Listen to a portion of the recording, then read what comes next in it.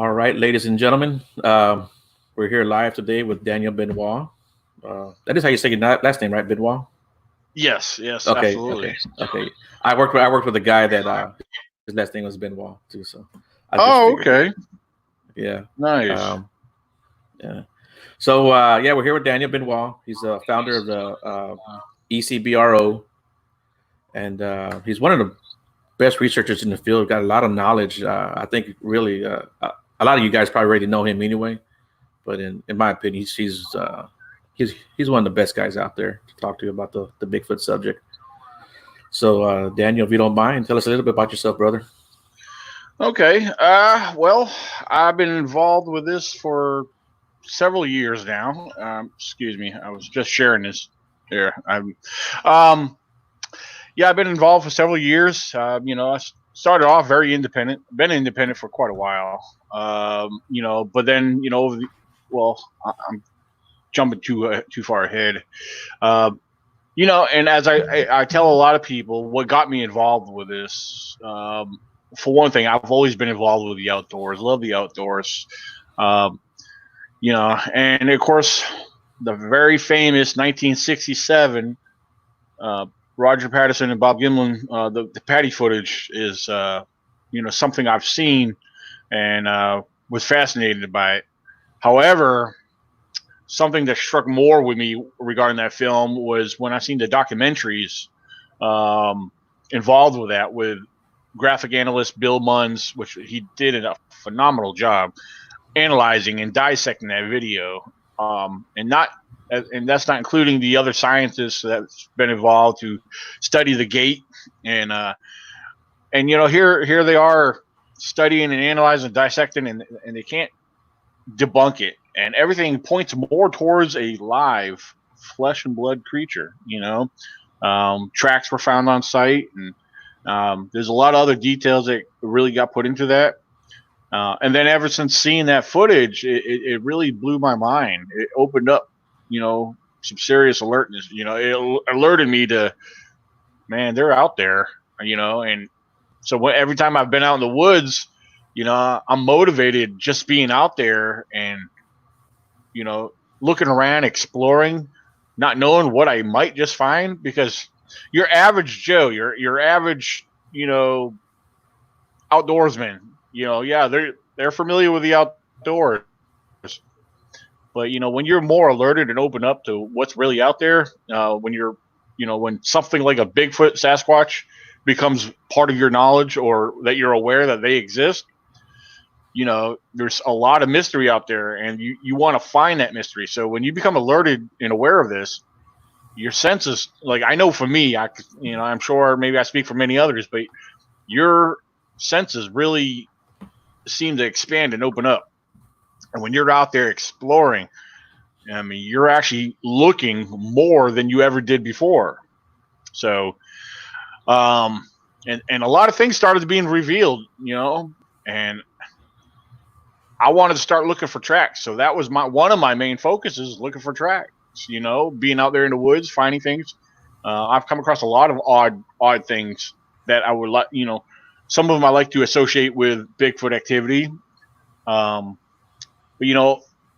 at the same time, here I am. I'm very acquainted with wildlife. I started focusing more on wildlife too, because over the years I've seen more and more how people look at. I'll use this for example: a broken tree.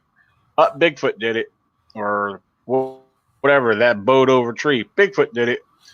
Then I started doing my own research, and a lot of my research, like revealed, I'm like, okay, what I'm learning now is actually really should be considered common sense. For example, there's a lot of wildlife out there that are responsible for half or a majority of what we find. Broken trees doesn't prove Bigfoot's existing, even though I know he exists. Um, but broken trees, bowed trees, people fail to neglect that there's weather that causes these damages. There's wildlife that causes these damages. But now let me clarify that, when it comes to something like this here, I, I've come to the conclusion or the realization that it's not just weather, or it's not just wildlife. There's certain things I look for. I don't always get excited on broken trees and bent trees, but sometimes when you find certain patterns and clusters of formations and structures in a pattern, or all in a general area, especially if there's tracks in the area that you've discovered, I tend to lean towards, okay, this just might be Bigfoot activity, or a location where they tend to, I guess, inhabit, or like more of like a playground. Um, so little things like this over the years, I've really paid a lot of attention to, and over the years I started finding tracks. Tracks started to become more visible to me. Studying the various wildlife tracks.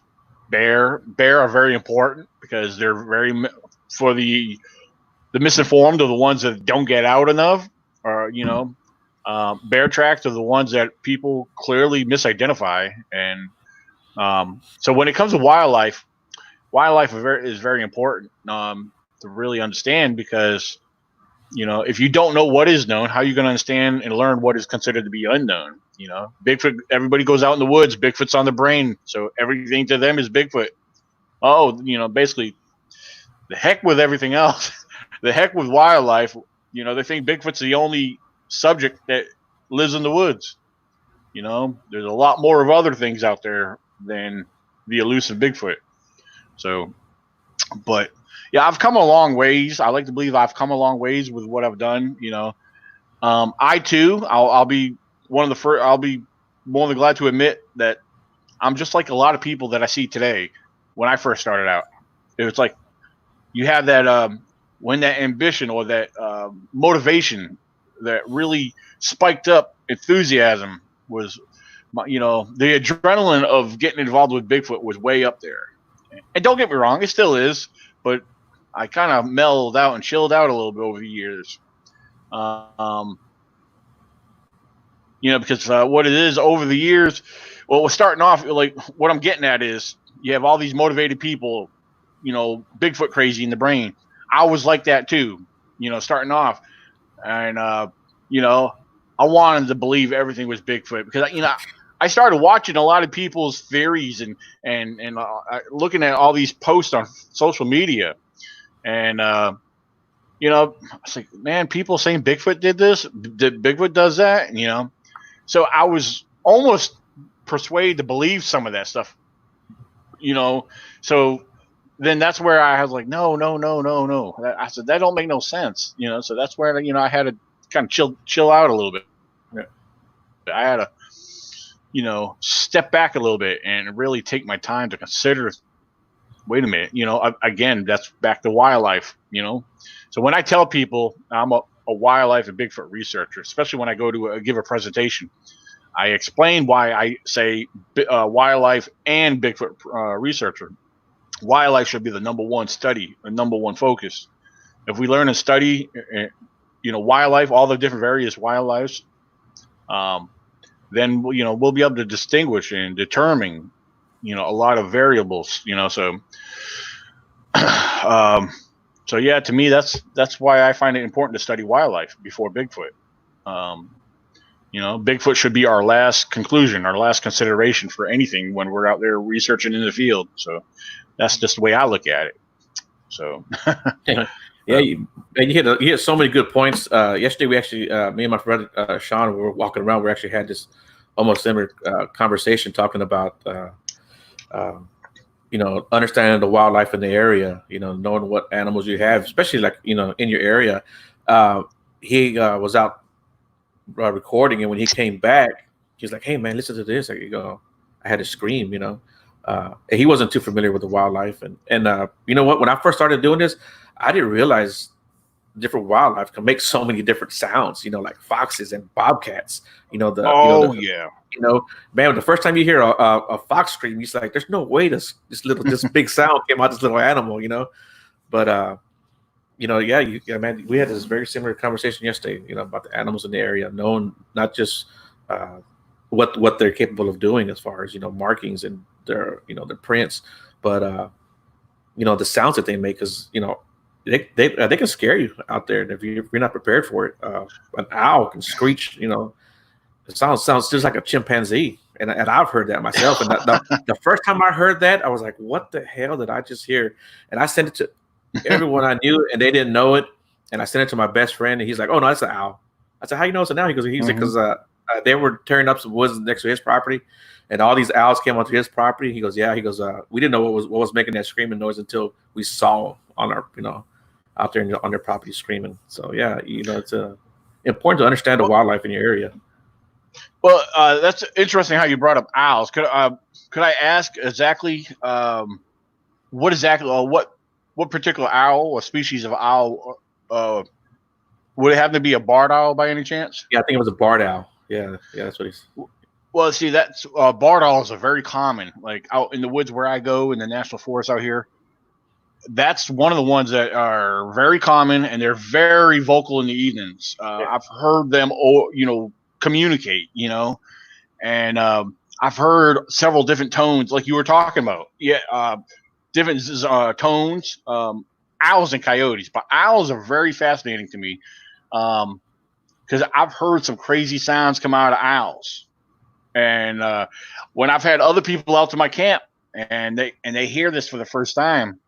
And yeah, some of the loud, long screeches that they've been known to do will really kind of, if you're not expecting it, which most time you're not anyway, it'll catch you off guard. And then when you hear that for the first time, you're like, what the, and I've had people like, dude, do you hear that? I was like, it's just an owl, because they're not familiar with it, same thing I've heard. In my area, there's a lot of hills and ridges and hollows. Now, I know people say that Bigfoot mimics different species. That could be true. I mean, I'm not gonna rule that out. I'm not gonna dismiss that completely. But when you're in an area, you have ridges and hollows and whatever. It's like giving off your own vocal. You may not get a complete echo. But if somebody's up on a hill or down, or if you're up on a high ground and someone else is down below, they hear that, it's going to sound like a heavy bass. It depends on your location and in the terrain. I've heard owls, sound like real loud and bassy, but they're usually in the distance, and it's had me puzzled before. But then you got to consider, like I would mention, you got to consider the terrain. You got hills and ridges and mountains. And vocals of various types of species, they're going to sound different regardless if they're close versus if they're farther away. So it's very trying to think of the right way to put this. I mean, it's interesting regardless, but you got to really take note of some of these things and just don't jump to conclusions. Some people think everybody thinks whatever they hear in the woods, if they're not familiar with it, it's Bigfoot. No, sometimes there's some people I feel like strangling. Like, dude, chill out. I mean, there's other animals that live here that are known for doing these things. I said, why is everything going to be Bigfoot? So it's I don't know. Like I said, they just got to learn to study these things, take notes of these things. And there's some people that can't get out in the woods as much as others. So, and this is where I tell people, if people observe us on social media, that they're sitting behind a computer or looking at us through their phone and seeing what we do, regardless if it's a field video or a live stream, and they hear about what we share, hear about what we find, and share our opinions. They're doing the same thing. But for those who want to learn more, if they don't want to just listen to us, hey, you know what? I'm a fan of Google. Get on Google, look things up. Go on YouTube, look up sounds. Whatever you think of in your mind, Google it the way you think of it, and you'll be surprised what you come up with.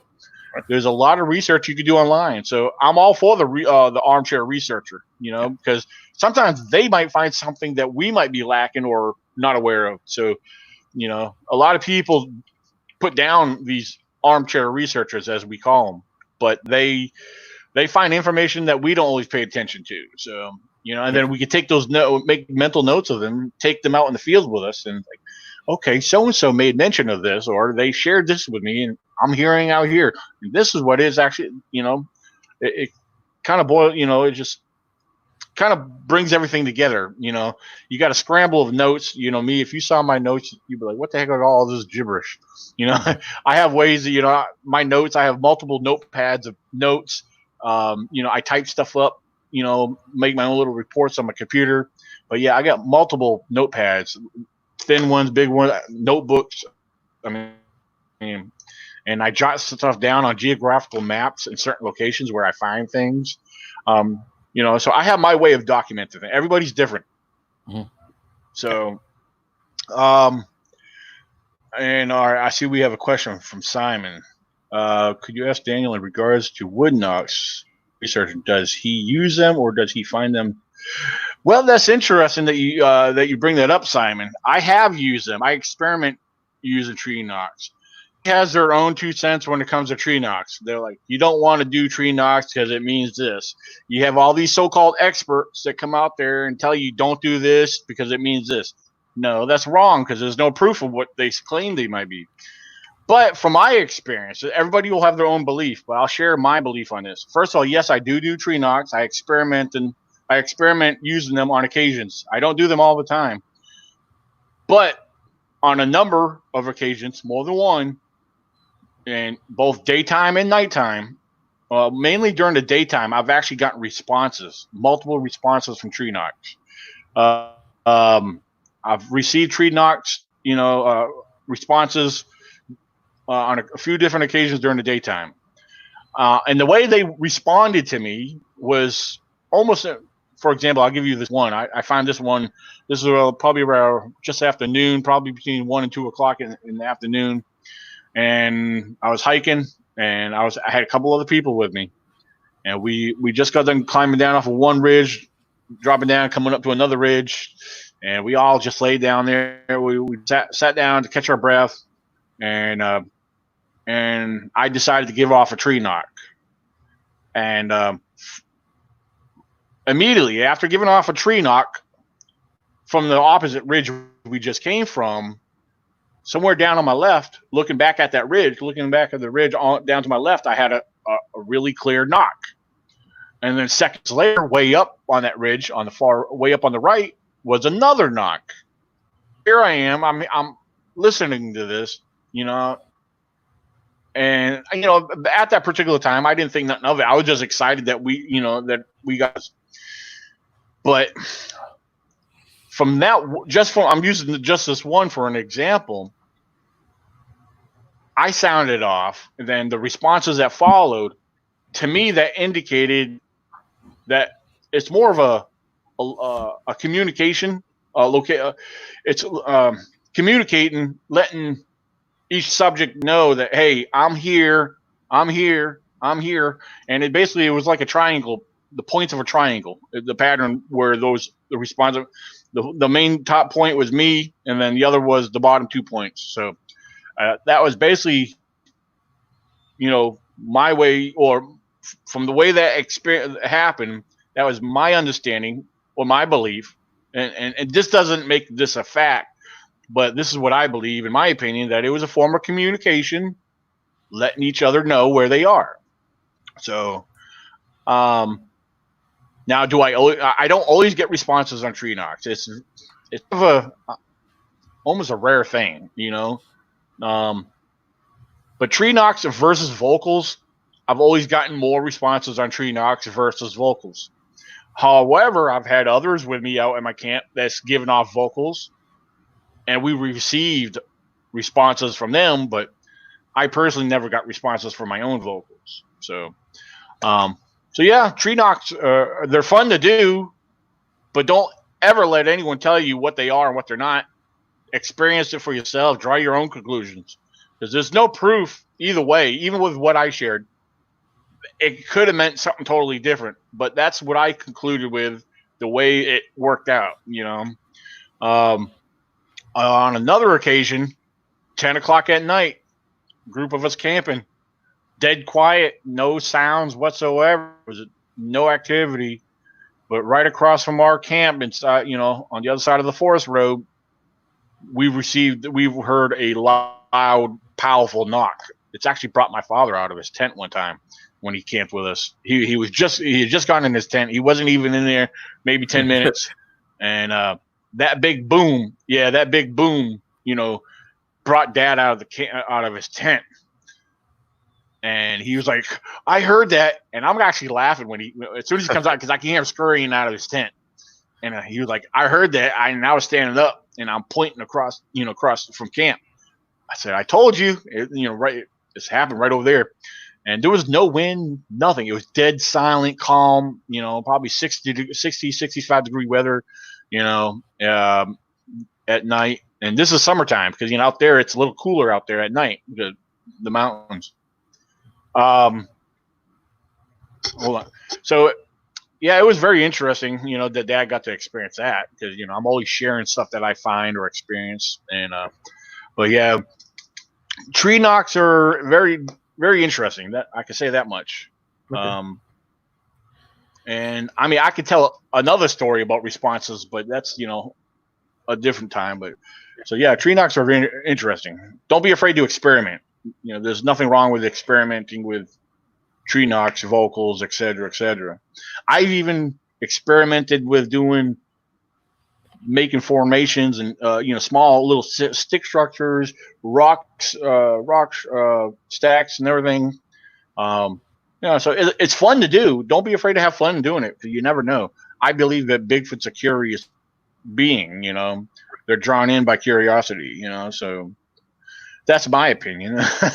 Oh yeah, I think you're absolutely right. I don't know if I've ever heard anyone who done a tree knock and got attacked for it. So I don't think it's a sign of it's a sign of aggression, which I've heard people say, don't be doing tree knocks. You don't know what you're doing. But I've also, all the people I know who've tried tree knocks have never told me, yeah, we were attacked or we got an aggressive response because of it.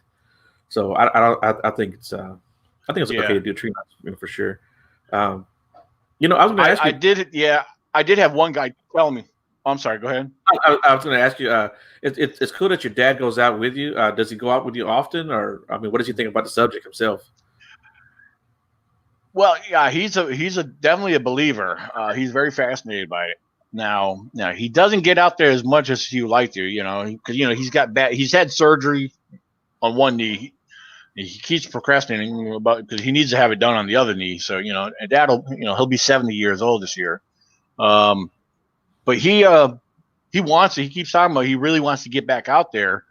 Now, I'm going camping next week. Now, he's talking about he's going to get out there with me. So I was like, all right, just get yourself ready. So, but there's one particular area I really want to camp in, and it's a place I've visited during the day multiple times. And it's actually where I found my most recent little track that I came across. I believe this area is very active. It's not really visited by people. You can see that people's been there, by the other tire marks in the mud and everything. But, I really believe there's something going on there.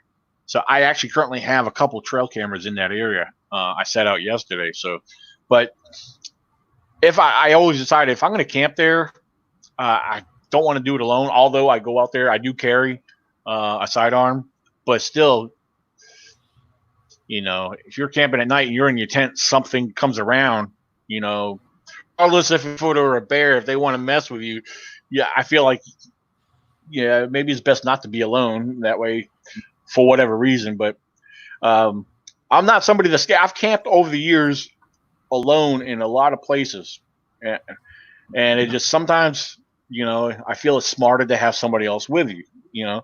I've done a lot of stupid stuff. People are shocked that I go out by myself a lot. It's just I like to take my time.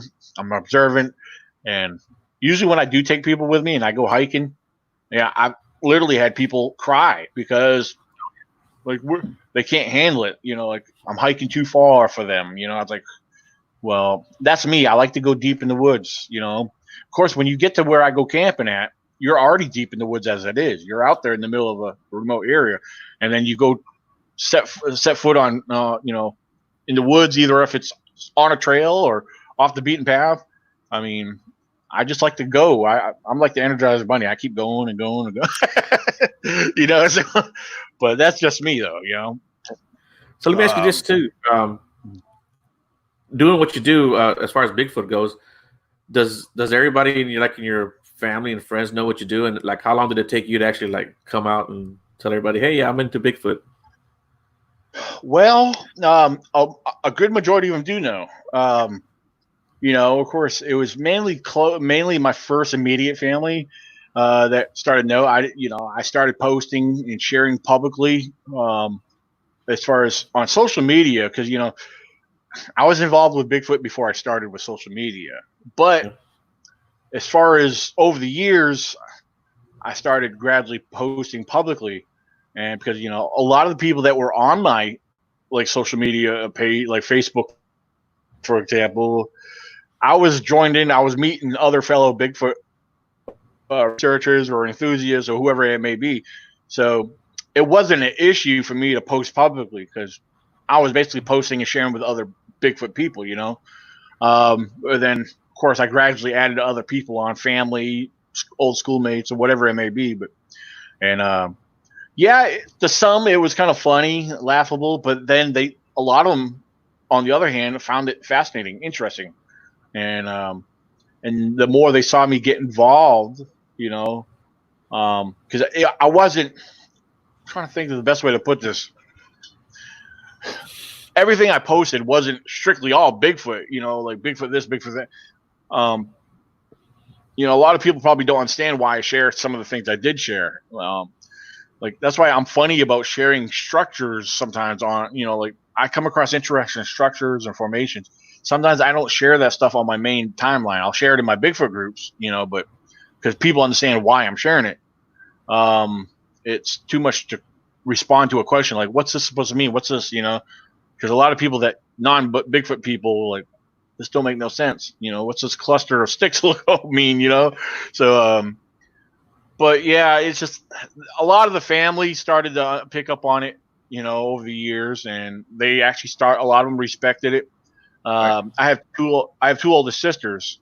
Now, the oldest out of the two, of course, she's a total non-believer, and I've heard plenty of her 2 cents. I was like, just leave it alone. If you don't understand it, believe it. I said I don't need to explain everything to you. I said it wouldn't make no sense to you if I did, but so yeah. And then my sister Melanie, her and her kids actually, Melanie finds it very fascinating. And because sometimes she goes on local hikes up north, on occasions when she gets a chance, and she comes across different things, and she likes to share stuff with me.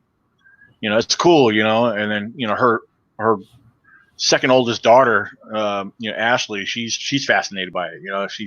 She follows a lot of what I post and everything. So, but yeah, I'm pretty fortunate that my brother and my sister, they're believers. My sister's actually gone out with me. My niece has gone out with me. Her two little boys, as a matter of fact, they're like 7 and 6. I want to say they've actually. I took them on a hiking trail. I didn't take them out to the forest, but I took them down on a hiking trail with me. I've got a little cousin. He every now and then he'll contact me to see what's going on. I think he's like 10 years old, and he's very much into the subject. For the most part, like all my family, extended family, cousins, uncles, and aunts, they're all into the subject too. And I'm sure a couple of them are probably watching now. So yeah, I got lucky in that aspect. But you always have. I had coworkers who would make fun of me, but it was all in fun, of course. But they would secretly pull me to the side and ask me questions. Then everything from my. They had a friend that lived up near Conroe, which is north of Houston, not too far from the same Houston Forest, actually. Guy came home one day and his dog was ripped in half, so he called me. oh, Yeah, he called me and asked me about that, so we went and checked it out. So it's always cool when stuff like that. Not when a dog gets killed, but when your people around you are supportive and interact with you about it, participate with you a little bit. So I like that, and it's always cool when you go somewhere and someone knows that you're into Bigfoot and they start asking you questions and telling you a story, like I told you about, the cashier at the convenience store yesterday. That was pretty cool. What about you? Do people ever pull you to the side at unexpected moments, or like you go somewhere and someone knows that you're into Bigfoot? Well, it's funny. Yes and no. But learned a lot over the years just from sharing stories, and not just sharing stories, but like, for example, coming across, various people. Sometimes, me, I deal with a lot of other construction workers when I deliver to different job sites and stuff. And, and then some of them will, on occasions, will get into speaking with me about stuff. And then I'll start sharing a little bit how I camp and hike. And, sometimes I'll start off just talking about hunting. And then I might, I try to find a way to gradually build up to sharing about Bigfoot, with whether it be odd, sharing odd experiences and stuff, and then others will share things with me. But oh yeah, I've heard this, and I don't know what it was. One guy talked about, yeah, I was out hunting. I was sitting up against a tree, and I had these tree knocks, and that's exactly how they describe it, tree knocks. It's like wood on wood, and he started hearing it like all around from where he was at, and I was like, that's interesting. And sometimes I'll pull out of my wallet. I got cards, showing you what I do. I'm a Bigfoot researcher, blah blah blah. And some people, like, I've had people laugh at it, but then I've had people like explode with excitement, like unbelievable, like, dude, let me tell you something. I was like, please do, So yeah, people come out of the woodwork sometimes when they learn about you, and that's why I've shared my cards around public places, and I try to put myself out there publicly. I've even shared in non-Bigfoot groups, and but even though as many of them will laugh at it and joke about it, there's always somebody in the crowd that experienced something at some point in time, and regardless if they've seen something or experienced something that they can't explain, they don't want to share it with their friends or talk about it publicly, because your average person that's a non-believer, skeptic, they're going to laugh about it. They're going to ridicule you. If you tell them you saw this big hairy giant walking through the woods, they're like, yeah, okay, what are you smoking? This kind of situation that they deal with.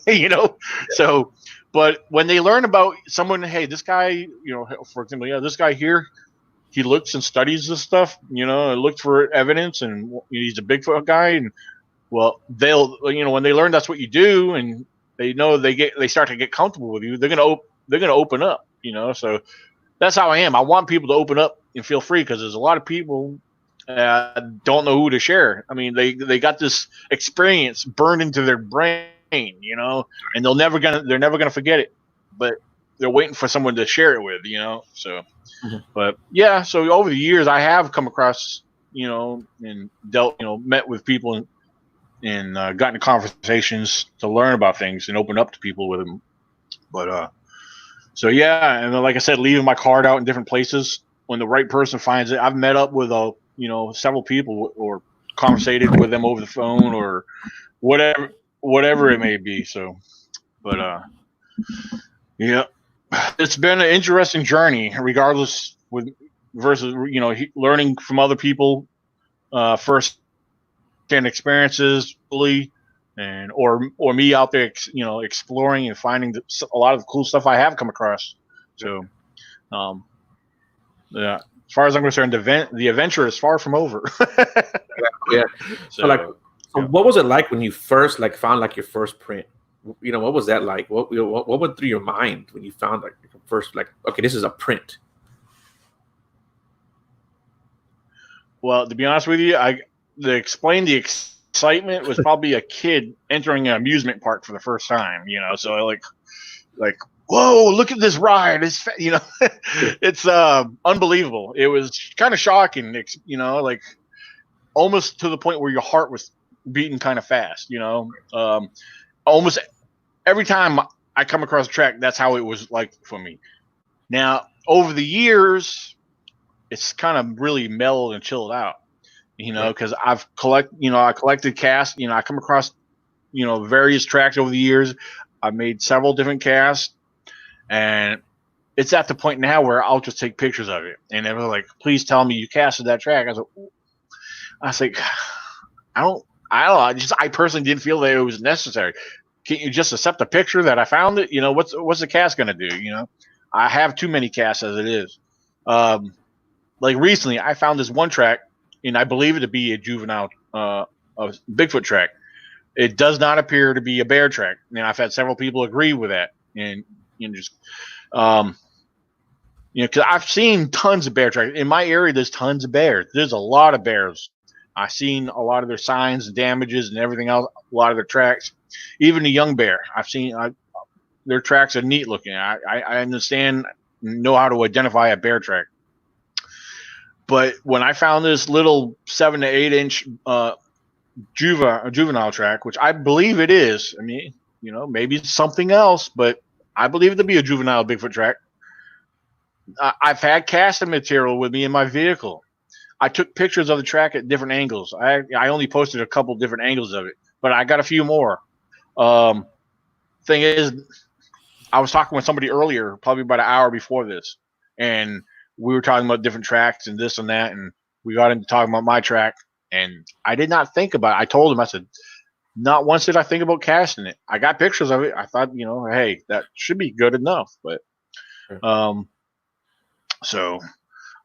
yeah, I got that one there. I actually got pretty excited about that because I never come across a track that looked like that, as far as that, looking at that. So that's not a bear track, because you can see, if you look, even if you have to zoom in on the picture, you can see where the toes. Now, some people think they're just long toes. I think it could have been slippage, possibly, but then again, maybe they were just long toes. If you look at the whole track, you can see how it's the whole outside line of it. It's all consistent to the heel, from the toes to the heel. There's actually a heel that's evident there. So, that there was actually exciting for me because I was like, as much as I've been out there in the woods, I not once ever come across a track that small. The other side, the average tracks I've ever come across, most tracks I do come across are average between 12 to 15, maybe 16 inches. I have come across a few that average up, that might be around 17 or so, but they're not that often. To me, they're very rare that I come across large tracks. Again, most of them average 12, 13, 14, up to 15, maybe 16. So yeah, but tracks, like I said, I've always been excited over tracks, but I don't get as excited because I know what's out there. And yeah, finding tracks is, I don't want to say has been common for me because there's a lot of tracks I have come across. I don't always share on social media because it's gotten to the point where, and I'm feeling this from other people. I honestly, I'm feeling this from other people. Like, well, this guy comes across all these tracks. It's a little hard to believe. And, that mentality, that thought is running through my head before I even think about posting and sharing that. It's like, why do I even bother? Because I'm going to get ridiculed because people are already jumping my shit about it. And I was like, I made a post yesterday and I deleted it where I got to the point where I'm going to stop sharing stuff. I was like, I know people are going to be rude and disrespectful, but it's just, I don't know. I feel like I've been doing this for so long, people should understand, I don't know. Some of these people, they're the ones that are not getting out there. They're Right. just, it doesn't make no sense. So it's aggravating. I'm not going to lie. It's very aggravating. And some of these people, I just want to, Oh man, it's funny because I've posted stuff before too, like Prince, and it's always the same people that will say something negative about your evidence, but when it comes to their evidence, it's the real deal, right? Mm-hmm. And those are people like, man, come on, man. Everything you find is the real deal, but everything I find has to be questioned 100 different times, Yeah, exactly. That's why. Yeah, so I'm kind of in that boat. I don't really share. I'll share with certain people, mainly through privately or what have you. And if they criticize it, that's fine, again, because I respect. If I share something with you, then I respect you enough to take your criticism from it. And I think that's not good for the for the community when you're trying to go out and share what you find. If you don't want to believe it or you think you got questions about it, that's fine. But to be just rude and mean about it, that's not necessary. Yeah, because to me that's being discouraging. Like there's a lot of new people. I've seen a lot of new people come into this, and even the younger people. There's a lot of younger people getting more involved, which that's awesome. I'd love to see the younger people get involved with this. Because it's, to me, that's healthy. That's a healthy thing for them, because that gets these young people out in the woods to want to look for this. It gets them motivated instead of sitting behind a TV and playing a video game that's gonna, screw up their mentality for life. It's better getting the fresh air, learning about nature, because I can recall, I was a little kid playing Nintendo. I mean, and having the Atari in the house, but and then I've gotten the other play systems over the years growing up, but it's because it's pretty obvious a lot of that's addictive to these people, and the parents let their kids stay on it, instead of learning something that's more educational, being outdoors, and but it's as far as the people getting involved, I'd be encouraging to people. Right, but at the same time, I'm not going to sugarcoat something. Yeah. And I'm going to share my honest opinion, because I get a lot of people sharing pictures, sharing this. What do you think of this? What do you, man, I'm going to lose another friend, but hey, this is what it is. I'm very, that's how it is. One thing about this, it's good to share. It's good to show your evidence. It's good to talk about this subject, but you also have to have a thick skin, right? But having a thick skin doesn't mean that that gives anyone a right to like to put you down or to degrade you or to insult you. That's crossing the line. Yeah, but trust me, there's a big part of me. Oh, I'm sorry. I was just going to make mention. There's a big part of me that tries so hard to be professional, or tries to display a professional manner, because there's times, it's not always easy for me, but I don't like cussing. I really don't. I don't like to curse or whatever. But when I get to ranting, or if I just want to explode on somebody, I can't help it. It seems like it comes out natural. It makes it. It actually feels like by releasing my negative side of things, it makes me feel good sometimes. And the thing is, it's hard. I try not to, because there's sometimes I don't know how to express myself. So it's easy just to say bad words. Oh yeah.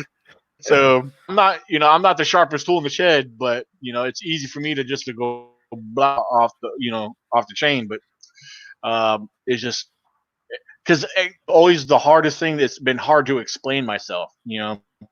A lot of people say, "Oh, we understand what you're saying," but then I get a lot of people say, "Well, you're talking just a bunch of gibberish," Right.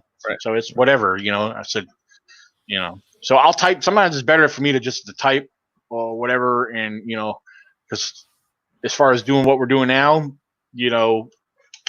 I mean, I know what's up here, but trying to project it verbally sometimes might confuse people. Right. Right. But that's just me. So we talk about having thick skin and showing your evidence and people criticizing it. That's a pretty good segue into my next question. So what do you think about what's going on in the community right now with this the Bigfoot massacre theory? And you don't have to spend too much time on it. Well, like I said, I know we talk about this off the fine. air. I don't want to give these guys any more press than what they've gotten. But I'd like to hear your opinion on it. Well, first of all, I'm trying to think of the best way to come out on this is, well, recently, with what's been going on recently, this is not the first time they've tried to do this, but now it's being brought up again because there's this video of,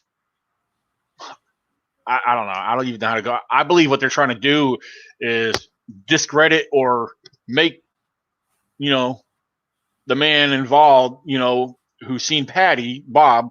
I believe these people are trying to discredit him and call him a liar, and I believe they're trying to call his bluff, because they're trying to assume that there's a video by this lady, Bobby. I'm sorry, I got to throw names out there, but I don't even know who this woman is. But Bobby Short is claiming that she's got a video, blah blah blah, that proves him to be a liar. After over 50-something years, why are they coming out with this now? It does not make no sense. Bob's been consistent over the years, sharing the same story. He's 88 years old.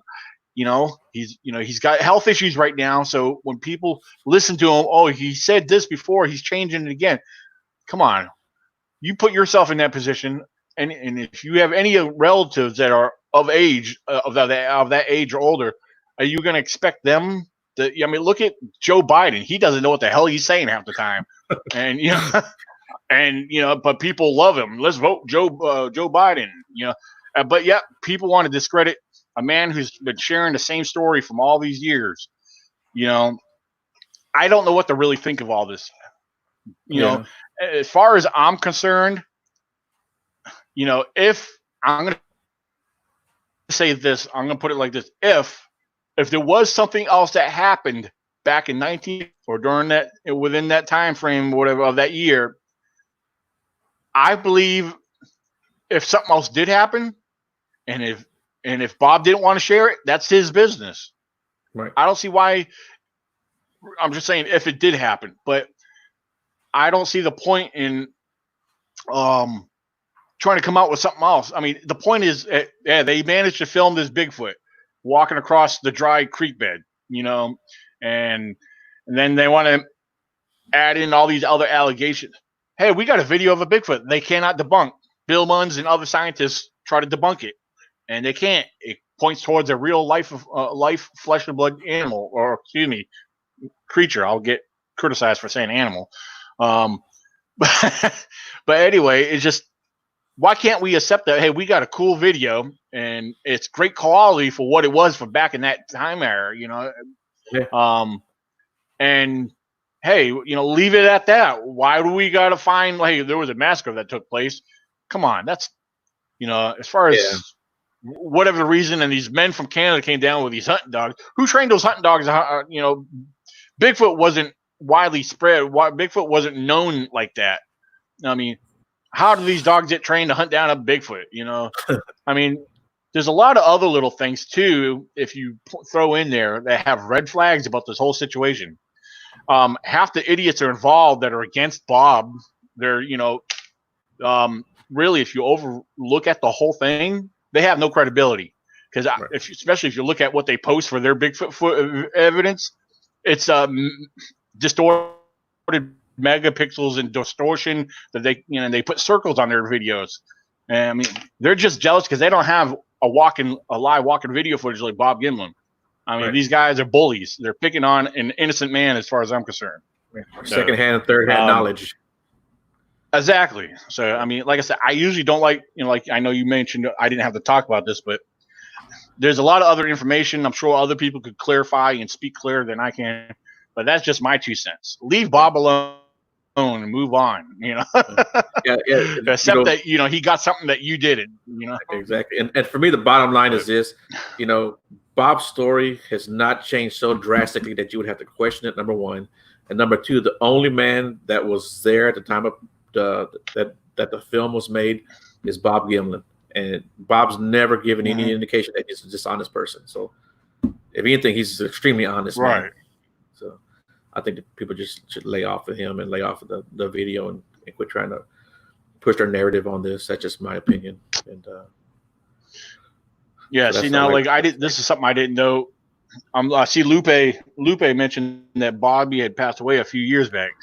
I didn't know nothing about this Bobby Short lady until recently. Till the How to Hunt guy on his YouTube channel, has this video. He talks about, well, I got these letters from Bobby Short. I mean, I don't know how recent.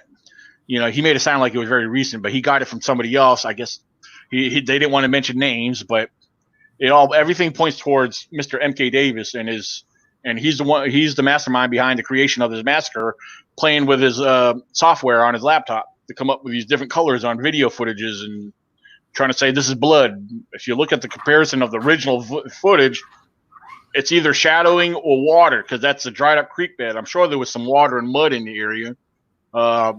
So I don't know. There's a lot of different factors and stuff, but people want to, the reason I know I had a couple that wanted to talk about this on my podcast, and I was like, I think it's best to leave it alone because you could ruin your reputation, and But I'm not afraid to share my opinion and my how I feel about it. But I don't know. It's a lot of finger pointing. There's a lot of finger pointing and blaming this person or calling this person a liar. And as far as I'm concerned, there's grown men acting like kids, acting like little bully children, that need to get their ass whooped. That's how I feel. So, I mean, there's people questioning some of these people, that these so-called bullies that are pointing fingers and trying to make blame on Bob. People have been trying to question them, but they won't respond because they're idiots, because they don't have, like, no, accept my bullying and leave me alone. That's how their mentality is. They don't want to answer because they don't know how to respond. They rather just play and post pictures and, be the bully at hand. So, and try to make a name for themselves when they're nothing. They have nothing. So that's my 2 cents. But, well, yeah, it was good to get your opinion on that. And like I tell everybody, it's in our opinions. So, if you want to send any hate mail, send it to me. I don't know him. Up. Whoops. Yeah, I don't know him. But so why don't tell people what you got going on right now? Is anything you got going on in your area, or your research? Well, as of right now, as far as anything major, I honestly can't speak or share too much because I don't really have that much. I have plans for things, like, for example, just camping. As of next week, I'll be out there, and I hope to experience something. I always hope to experience something or find something when I'm out there. Excuse me, but there's been a lot of people out there camping and spending time out there because there's a lot of people still out of work. Right. So I've noticed, well, even just yesterday when I was out there, there's RV campers, there's tent campers. I mean, some of them they've been out there for the last few weeks. So I recognize some of the people that's still out there. They're still in the same tent areas, camp areas. But I don't know. I hope it's not too crowded when I'm out there. I mean, when I say crowded, it's really a remote area. The campsites are spread apart. But if there's 5 people camping in one in each spot, to me that's a crowd. But right, exactly. But like I said, it's if anyone, you could Google the area and see how wooded the area is. If you look up the George Washington National Forest in Virginia, more specifically, look up West Augusta. That's more information than I really wanted to share, because I try not to tell people where I go, although I get asked a lot about where I go, and I tell them George Washington National Forest, but so yeah, I try not to give off my location to anybody unless I know them and trust them, because I get people ask me, I was like, well, they see what I post and what I share from my findings. They're like, do you ever take people with you? I said, I have. I said, I throw the invite out there, but nobody wants to show up. You tell them when you plan on going out there, because I have to make it work for me. I can't just go out there anytime somebody wants me to. Right. I mean, I got a job. I got PTO. I got to schedule it. I got to plan it, So, but yeah, so, sometimes when I plan to be out there, I don't make a big thing about it because I don't want a lot of people out there with me. It's easier. I've always found it easier and more productive with very few to none, because if they don't want to coordinate, if they don't want to work with you, it's hard. Sometimes I feel like I'm babysitting, even though there's other adults out there with me. Everybody should learn to pull their own weight. I shouldn't, like, hey guys, we're going to go on a hike, pack up your gear, bring drink. I said, just follow me. I said, and be prepared to go for a good ways. Sometimes that's not always the case. There's certain areas I'll go into and I'll venture a little bit. Like, for example, where I found this recent track where I got 2 game cameras set up in there. I don't know if I'm going to, I don't know. As of right now, I'm feeling I don't want to mess with that too soon. Then again, maybe next week I might go check on them. Then again, I might wait till, because I scheduled a whole week. I'll be out there camping for a whole week at the end of May. So, because I do have a couple people that may be with me. So I'm not sure. So yeah, if I bring anyone out there with me, I don't mind if they want to go off exploring on their own, as long as they're familiar with the potential dangers that are out there. Just be prepared for them. I mean, so yeah. Right. So yeah, that's pretty much what I really got going on right now. Every time I go out there, I've been scouting around certain areas that look like they may, determine if I feel that they're active in those certain areas. Because keep in mind, it's all so spread out. But I try to pinpoint locations, and when I visit different locations, if I find something there, I'm going to start focusing in that area and look in the surrounding area, see if there's more of something in there that might point towards like traffic, foot traffic or or in other activities. Like there is one particular area there where I usually camp at, and across from that camp, I call that ECBRO Zone 1. I have multiple areas in there. If like I got a big map, if I pull out my geographical map, there's locations all throughout there. I have these different areas broken into zones. So, yeah, it's Pat, Pat Turner from Georgia. Yeah, he's going to be. I believe he will be. He's supposed to be coming up. Him and his girl Kim, they're supposed to be coming up, and I think he's going to be bringing a drone with him. So, but I wish he had access to it. He was supposed to be buying a new drone that has a thermal imager on it, but I don't think he'll be able to get that. If it's a good chunk of money, it didn't work out for him. Bro. Anyone want to donate Pat $8,000 for the drone he wanted to buy? Yeah, because he's a licensed drone operator. Cool. He actually does really good drone operations. He posts. He's got some postings. He's done some recent ones down around where he's at, and over this one lake he goes at. He actually showed footage one time. He was actually down chasing boats. It's pretty cool stuff. Down in Georgia there, but so that'll be fun. I mean, I got my own equipment. I like to play around with it, experiment. I mean, I got thermal imager. I got a FLIR. I got night vision. I got other action sport cameras like they're very similar to GoPros. I have this one that's a 360-degree camera. It's pretty interesting. I haven't played with that too much lately. I have a lot of little gizmos and gadgets. I really want to start using them more, but I try to minimize what I do use. Like I like to keep it basic, even though I have all this other stuff. I like to keep it basic. Your audio recorders, setting them out, especially at nighttime, because usually during the night when it starts to get, when a lot of your nightlife animals become active, that's where I do believe a lot of vocals come from Bigfoot. So I'll definitely set out an audio recorder at night. And one thing I tell people too, if you're going to leave an audio recorder on the record nonstop, set the timestamp by record, say 8 o'clock at night, and that way, if you get a vocal 3 hours in, and you want to know what time of night that was, there you go. You started at 8, 3 hours later, 11, 11 o'clock. So there, that's one thing I always try to tell people. It's good to document and note when you get most of your vocals or a lot of your activity. And that's something that you can focus on, for educational purposes as well, Yeah.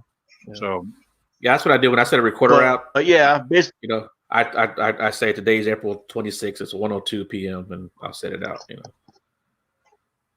Exactly. Yeah, I do the same thing. I was like, yep. I'll look at the time or whatever, and do that.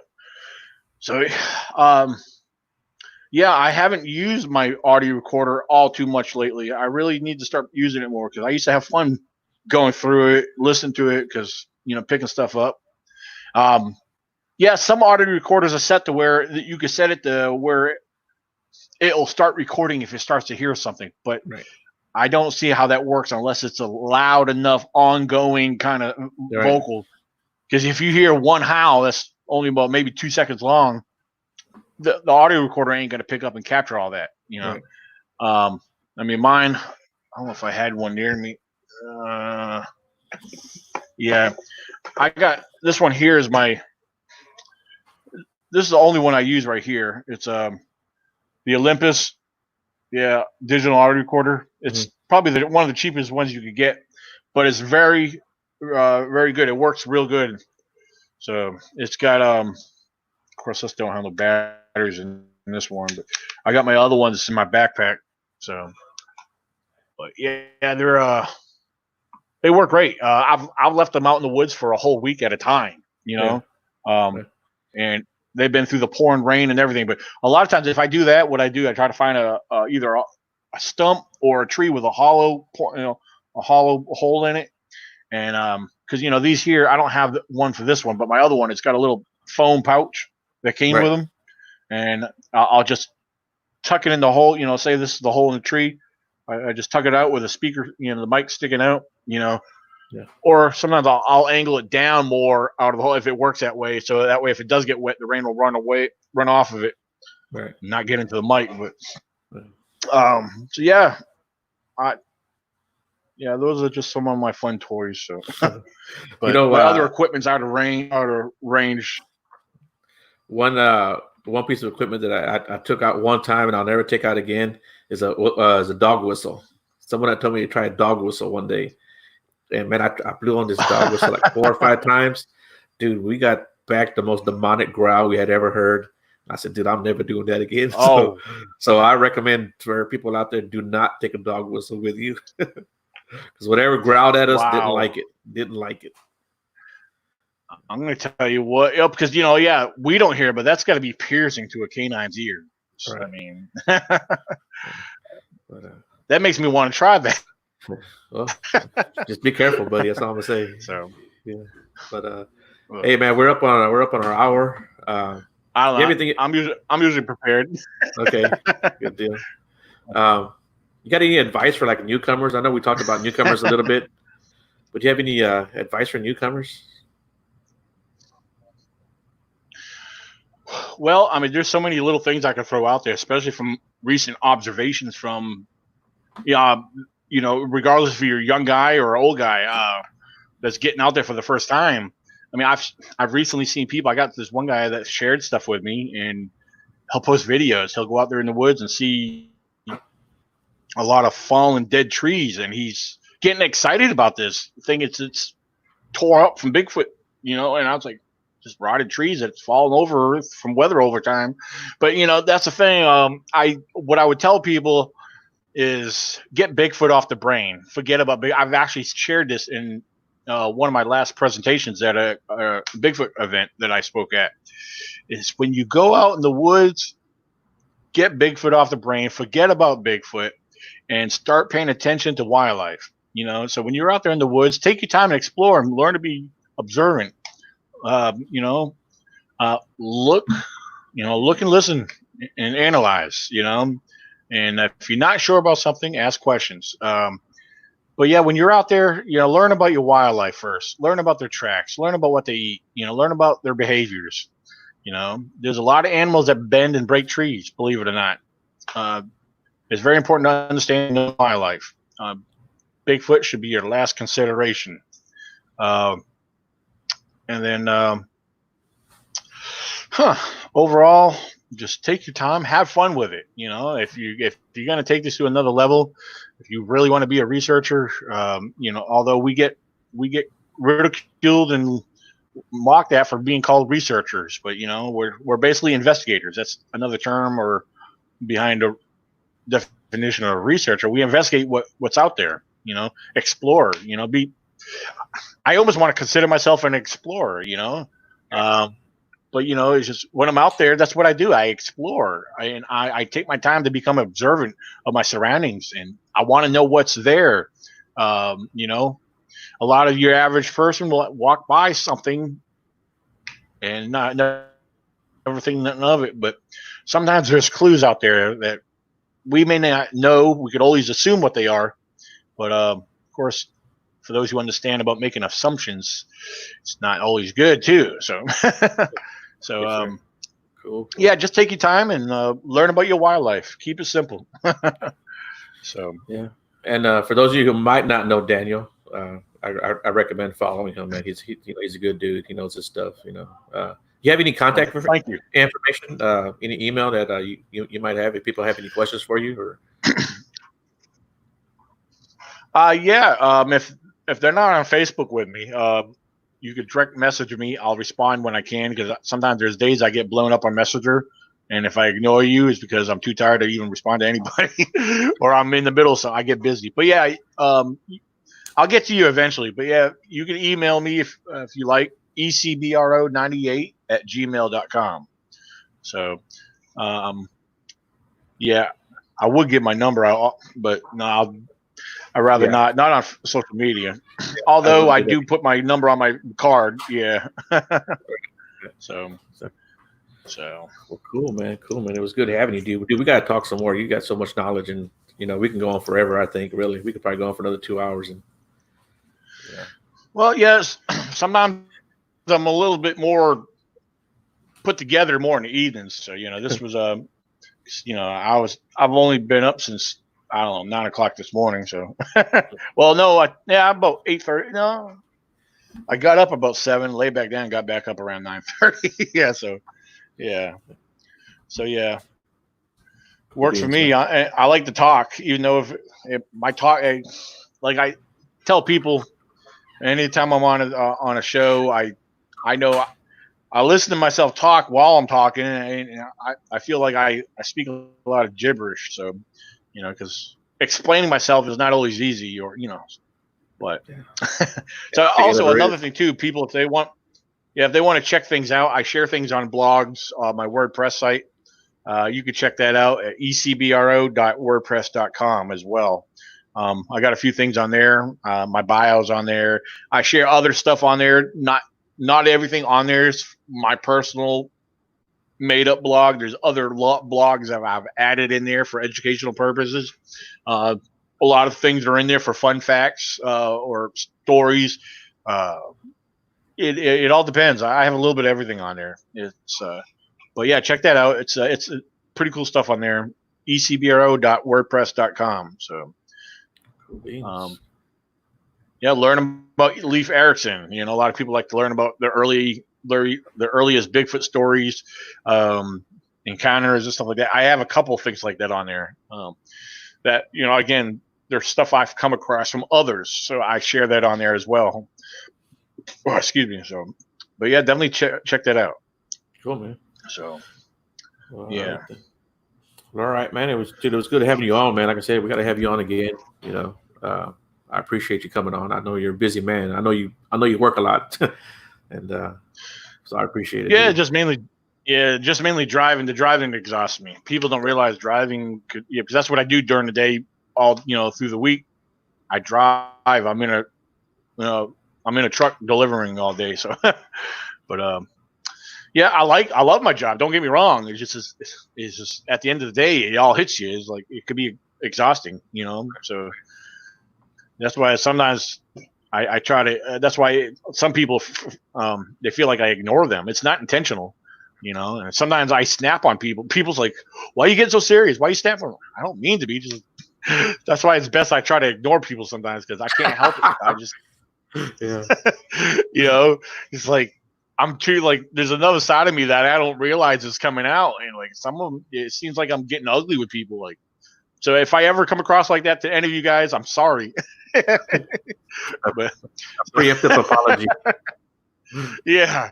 So I'm apologizing now before I cuss you out. He'll probably apologize afterwards too. So maybe. Depends on my mood. All right, Daniel, and we're gonna end it right here. Thanks a lot for coming on, brother. I appreciate it. Absolutely. Brought to you by Body Armor. Truffle.